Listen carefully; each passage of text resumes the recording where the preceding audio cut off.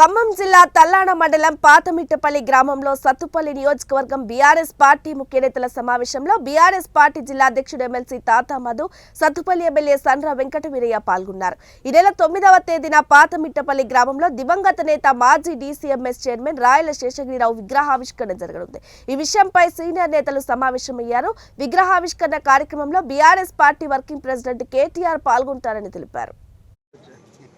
మాజీ జెడ్పీటీసీ కట్టా అజయ్ గారికి, తల్లాడ మండల పార్టీ అధ్యక్షుడు వీరమోహన్ రెడ్డి గారికి, మాజీ ఎంపీపీ తోటా శ్రీనివాసరావు గారికి, రఘు గారికి, దేవుని గారికి, కృష్ణ గారికి, అదేవిధంగా పెనుబలి మండల పార్టీ అధ్యక్షుడు వెంకట్రావు గారికి,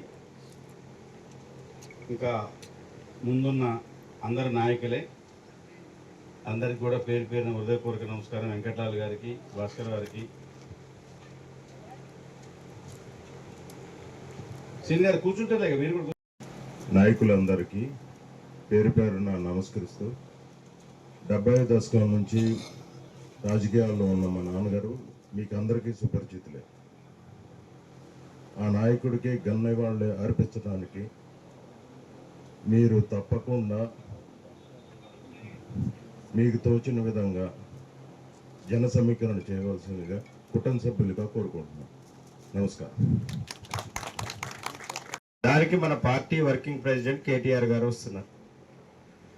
రాష్ట్రానికి ఒక మూలంగా ఉన్నటువంటి ప్రాంతానికి హైదరాబాద్ నుంచి వెంకటవీరయ్య గారు మాట్లాడి ఇక్కడికి ఈ ప్రాంతానికి కేటీఆర్ గారిని తీసుకొస్తారు. ఆయన ఆరోగ్యం సహకరించకపోయినా ఈ ప్రాంత ప్రజల కోసం శేషగిరిరావు గారి మీద ఉన్న అభిమానంతో జిల్లా పార్టీ నాయకులందరి కోరిక మేరకు కేటీఆర్ గారికి వస్తున్నారు.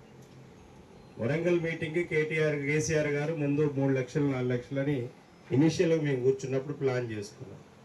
కానీ మీటింగ్ ఎన్ని లక్షల మందితో జరిగిందనేది మీ అందరికీ తెలుసు. ఎట్లా వచ్చారని మీ అందరికీ తెలుసు.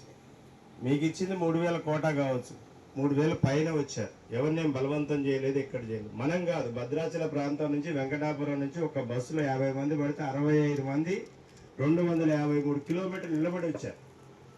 కాబట్టి మనందరం